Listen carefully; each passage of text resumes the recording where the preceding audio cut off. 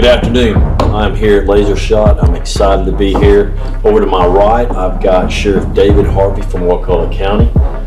He is a reigning sheriff, outstanding. We're going to talk a little bit about it today. Over to my right, I've got Sheriff Mark Lamb, the American Sheriff. Glad to have you, sir. Good to be here. Thank you. Over to my left, I've got Steve Casey, which was the executive director of the Florida Sheriff's Association, 15 years, outstanding, and I can't wait to talk to you as well today. But really what I want to talk about right now is I want to talk about the CEO of this company, Laser Shot, Mr. Paige Menard. If you could talk to us a little bit about how Laser Shot got started. Just tell the little story of where we are and how we are today, sir. It all started with prairie dogs. Prairie dogs. Yeah. I had a friend who wrote a prairie dog program for Burris Optics back in like 1997. And you used your mouse, and it had a crosshair, and you would, the little prairie dogs would come out and you'd shoot them and they'd scream and blow up. And it was a great, advertising thing for Burris at the SHOT Show. I met a guy who lived here in Houston who had an idea for a laser, and it was a training laser that you put into the barrel of your gun, and when you shot it, you had a red dot on the wall. And I said, that's pretty cool. And so I invested in the company, and we started it up, and right down here in Houston. I was actually living in Florida at the time. Mm-hmm. And so when we developed the laser, after we got it going, it was selling, but it wasn't selling that good because, you're shooting a red dot against a wall and that's it, or on a doorknob. And so I was thinking, okay, what can we do? And so I was originally in business. I was in business products, and I built my own computers, and so I was very familiar with the computers going on. And so I knew that, okay, if I'm going to really do it, I need to have computer targetry. And so I was on an airplane, and I saw that there was a projector that you could use a PowerPoint, a laser to operate a PowerPoint presentation. And so that was it. That was the idea. If I can get this projector to see that laser, then I can do it. And so I bought the projectors. They were from Proxima. They were the second largest projector company in the U.S. at the time. And so it was $13,000 for one of these projectors that had and this is in like 97. And so I bought one, and I tested it, and I had a 486 computer. And so I got my buddy to changed his software program where he took the crosshair off the screen, and so when I shot it, the laser would be a mouse click, and if it's on the prairie dog, boom, he's going to blow up. Wow. And so we put the camera on it, ran the program, pulled the trigger, and it was about 3 seconds before the bullet went into the game. So, I put the camera, or put the whole thing up and waited, and then the next era of computers came out, which was the Pentium. And remember that. So we ordered a Pentium, one of the first ones, and got it in here and pulled it out, and bam, man, took the first shot, and that was it. Mission accomplished. Yeah. So let's talk about that a minute. So we are here today, right? And 26 years later, you're in the military market, you're in the law enforcement market, you're in the commercial market, in the international market. How did that happen? What happened? How did we get here from that story coming up? From prairie dogs, yeah. Where did we? Well, I mean, we showed up with prairie dogs at the SHOT Show in Atlanta, Georgia, and so before that happened, I had to get control of the technology. And so I called up, after that worked, I called Proxima up and wanted to order like 10 more of the projectors, and they said, we've discontinued that model. Wow. And we've gone to a remote control deal, like TVs instead. And so I said, well, so who controls the technology? And she goes, I'll just send you to the company attorney. And so I talked to the attorney, and they spent $1.4 million developing all that technology. And so he said, okay, so I'll take like $800,000 for it.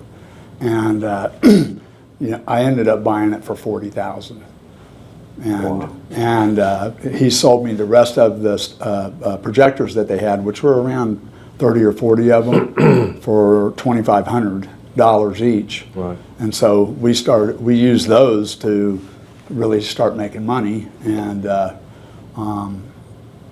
so we went to the SHOT Show, and I meet a guy named Steve White. He's the head of hunter education in Georgia, but he was also the head firearms instructor for 10 years, and he was a revenue officer as a young man and a drug guy.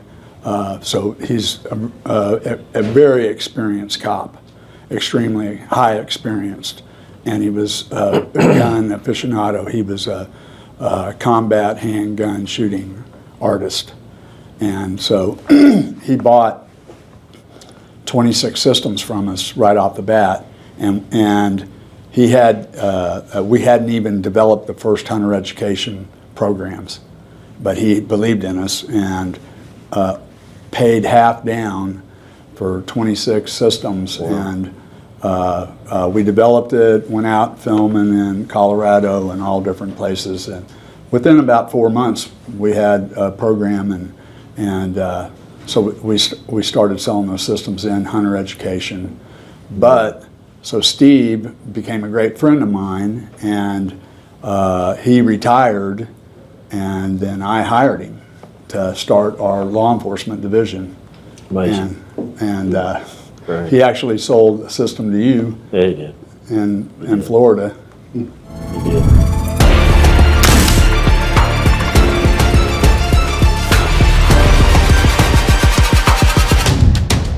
Right now, I'd like to open it up to the sheriffs for like some question and answers back to our CEO, possibly John as well, as related to live fire, and just kind of see what your thoughts are based on the tour today. Well, I have a question. I look at it from a business perspective. I look at what you've done, and anytime you build a business, it's what's a problem and how do I solve it?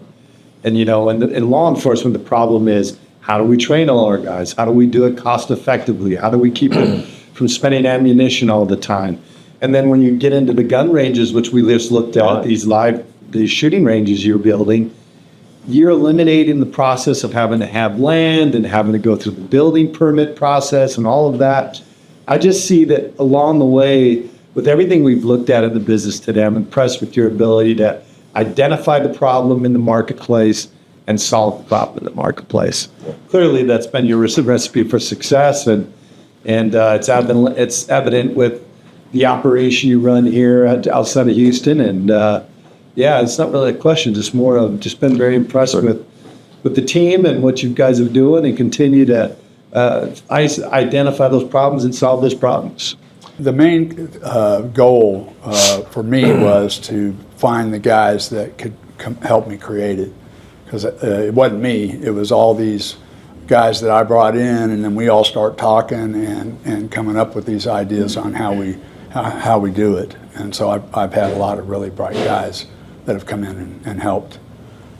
So, I mean, we introduced the current software that the U.S. Army uses for all infantry is called Virtual Battle Space. And I met these guys down in Australia and identified that software, and we started using it, and I put it over into Fort Hood here in Texas. Next thing you know, the PEO Stride, the command for simulation for the Army, saw it, and within 6 months we won a $36 million contract. Right now we're close to, we're we've got over 300 systems with the Army right now, and about 70 systems with all Air Force Special Operations, and the Marine Corps bought a number of them. We've got them on some of their ships. So we're doing real well in the military right now. And, Mike is right there at the top. He helped develop that system.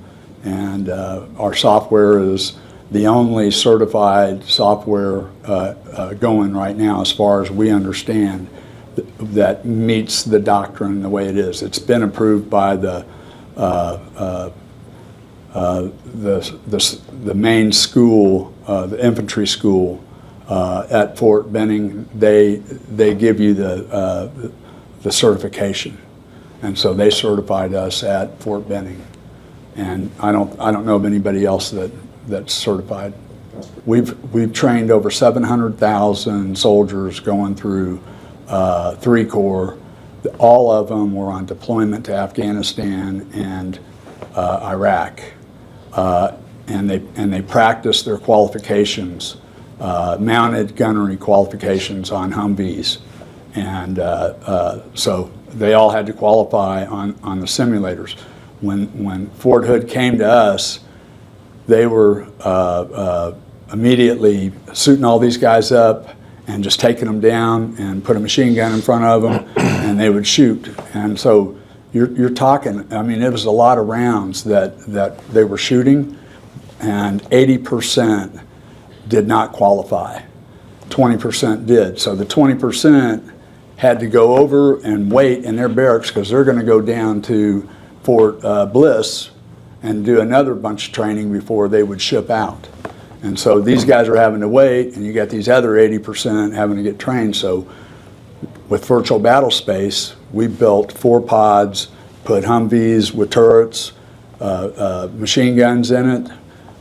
We've got communications in it, a Blue Force tracker in it, the real Blue Force trackers that communicate with, so you could actually see, so we did the terrain exact on Fort Hood. Okay, so you've got a mirrored image in our software of what they're going to go shoot the next day.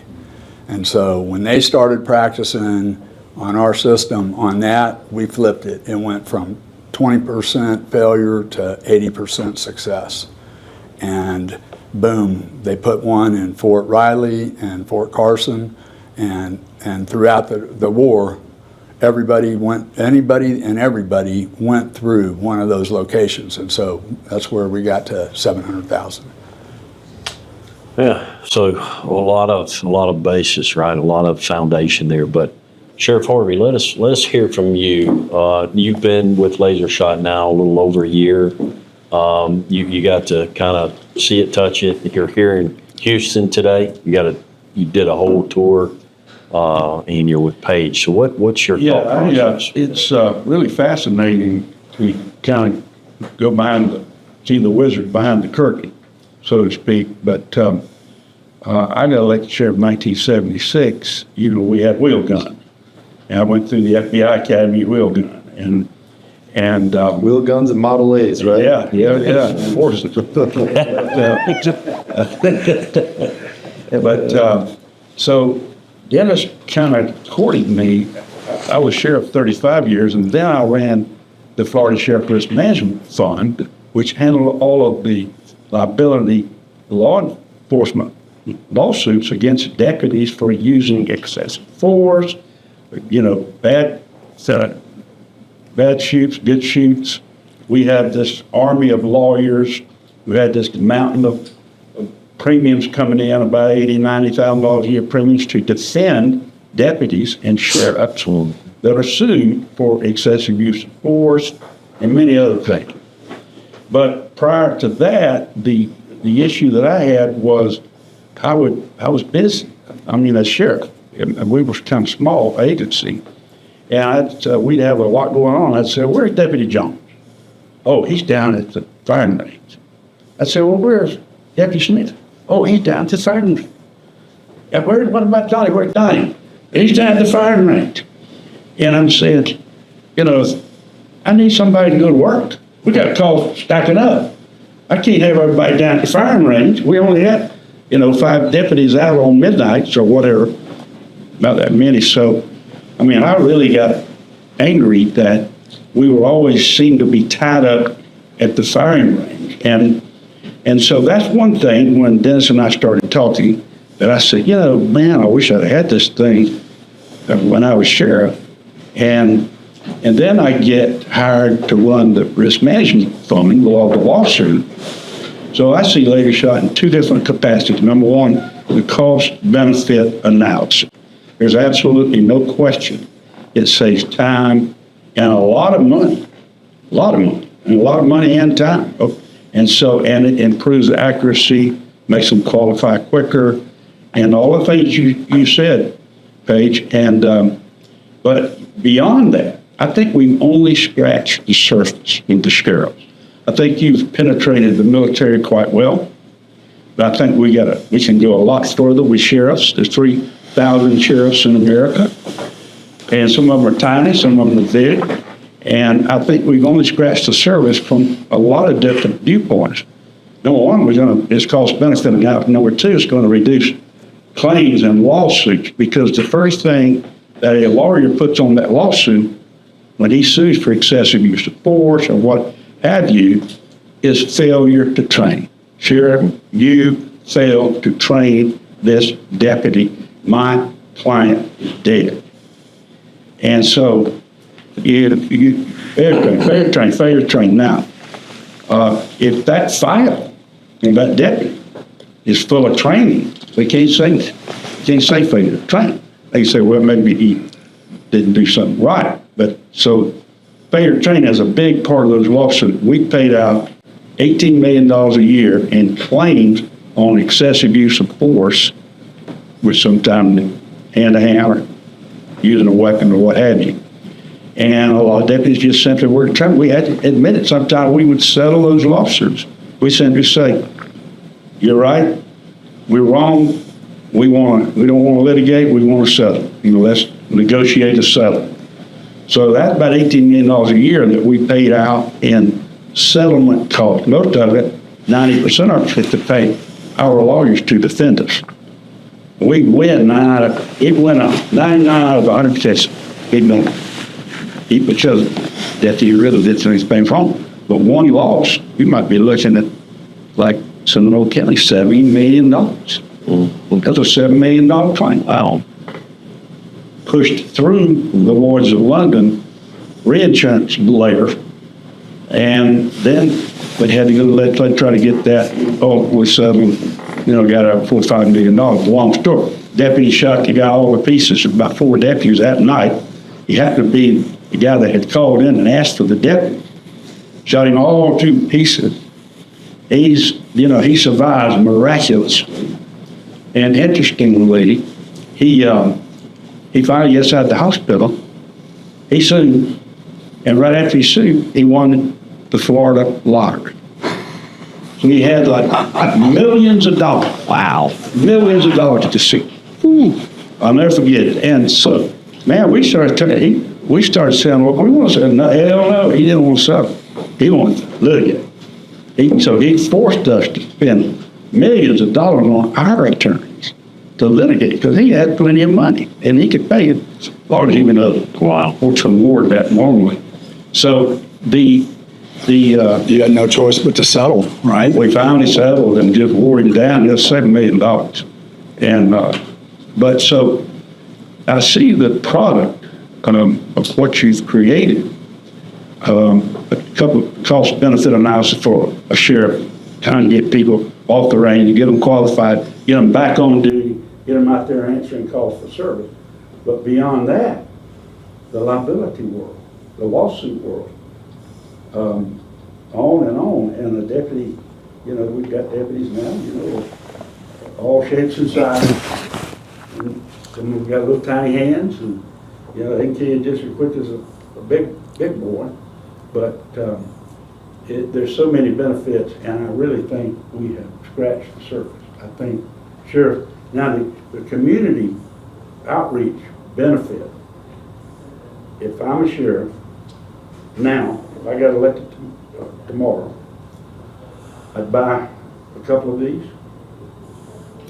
I would assign one of my best speakers to go into every church in my county and then do a demo. Every room like this, where we're having a staff meeting, do a demo. Let some of the naysayers that seem to not to like law enforcement have to see the scenarios that they're dealing with. Now, the old saying that there's, a picture's worth 1,000 words.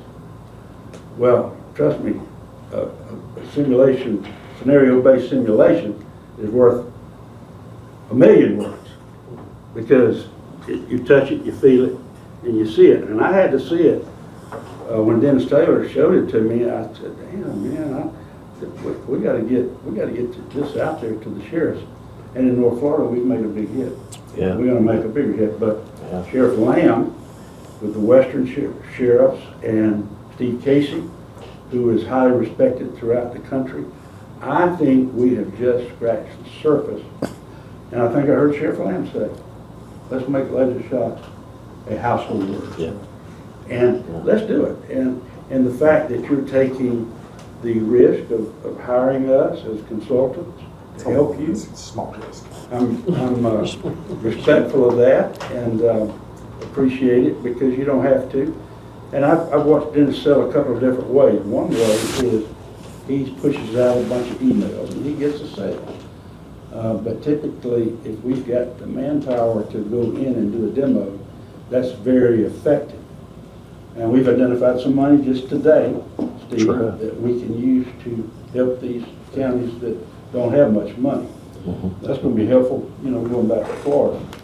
So I see, I honestly believe that we've just scratched the surface I agree. in pushing out this product. And the military's always ahead of, locals. Yes. And, even with Rapid DNA, another company that I'm affiliated with, they've had it for 10 years. It's just now hitting law enforcement at the local level. So I think we got a lot of ground to cover. We got to get it out there and get it to these sheriffs. And, Yeah. So you're right. It took a while. It took a while to grasp Sheriff David F. Harvey, that I've known all my life since a little bitty guy. So I had to let it, had to show it to him, had to touch it, feel it, understand it. But through that relationship and that outreach and the network, he saw it, he liked it, and he said, "Hey, I gotta show this. I gotta take it to the next level." Which brings me over to my left, Mr. Steve Casey, former executive director of the Florida Sheriff's Association. Huge impact, huge outreach. And through this process, Sheriff Harvey made contact, and I had the opportunity to meet you. Gosh, I don't know, it's been a little while now, but I'm interested in hearing what you saw today and what you think, and just a little bit of elaboration. And I know you've had great impact with the National Sheriff's Association, where we're going to get to Sheriff Lamb as well. But I'd like to hear from you a little bit and so forth. But I'm honored to be here, and it's been a privilege to be on site, be the guest page, and meet the team members and see the work that they do. It's impressive. I had no idea what was going on behind the curtains. I will say thank God for prairie dogs, because that sounds like that created a vision. And in the world that we live in today, these types of stories, they're the American success story. It starts with someone who has vision. They come up with a design. Next, they look for resources and technology, and then they go to market. I think it's no surprise that the military recognized the value of the vision and wanted to embrace it early on, and they had the money to help in the development. I think it's a natural development in business for the military, Department of Defense, to be kind of the research and development arm of a lot of different kinds of products, whether it's communication products or simulation products or whatever it is, and that they eventually work their way into the law enforcement market, which is smaller, of course, than the DoD market, but it's still just as important. As it works its way into that market, usually the pricing gets more affordable and attainable by the nation's 3,000 sheriffs. And so I think what's interesting about this particular time and the opportunities that present themselves is the ability to now go to market with the 3,000 sheriffs and roughly 18,000 police departments out there across the nation, and provide them state-of-the-art technology that was conceived, designed, developed, manufactured, and now marketed by a U.S. company that will meet their needs in an affordable fashion. And Colin Powell, in his biography, talked about force multiplier effect, and that when you have a big job to do, you need to look around to see who your natural partners are, and how can you align your interests with theirs. And I think that the state sheriff's associations across the country, there's about 45 of them, and then there's also regional sheriff's associations as well as national ones. Those are natural partners for a company that's producing this type of technology to benefit public safety. And so what I hope to see is that partnership is established, and we're beginning to see the success now in places like Indiana and Idaho and other states that are paying attention and wanting to be a part of this, where you can create a win-win situation where the company does well, the association does well, law enforcement officers do well, and the community does well. And so when you can put all of those things and line them up for win-win, you can create something that has tremendous synergy and will just move forward. It'll be hard to hold it back because everyone will see it and they'll want to be a part of it. And so it's an exciting time to get to visit LaserShot, meet this great team and see what they're doing, and to participate in a small way to help advance this technology to make law enforcement officers safer and the community they serve safer. But I just want to, thank Paige. Hey, thank you. It's been, I look forward to being able to work together and see what we can do and open some doors and hopefully improve the training of our law enforcement, much like, when asked you what your goals are, being that one of the goals is to improve law enforcement training across this country. If we're not involved in the digital, the AI, that this push to do things in a smarter, better, more efficient way, you're going to be behind the 8 ball, and I think LaserShot certainly achieves that. So I'm glad to be here. So I tell you, I've got so much excitement being here today. I try to get to Houston once a month, but I've got a heck of a CEO over there that keeps me busy, keeps us selling. And so I'm honored to be here. I want to close this out today with Paige. And anything and everything you want to say, sir, to close this thing out with such a fine group of professionals that we've been involved in today. Hey, what an opportunity just to have you guys in the building all at the same time. You both, all three of you have something to really be proud of, your careers wise. And for you guys to be a part of LaserShot and helping us out, I'm all in. So I appreciate you guys taking the time to come over and see us and work with us. Awesome. Well, thank you so much. We look forward to the wonderful things we'll be building together as a team. From LaserShot, we'll see you soon.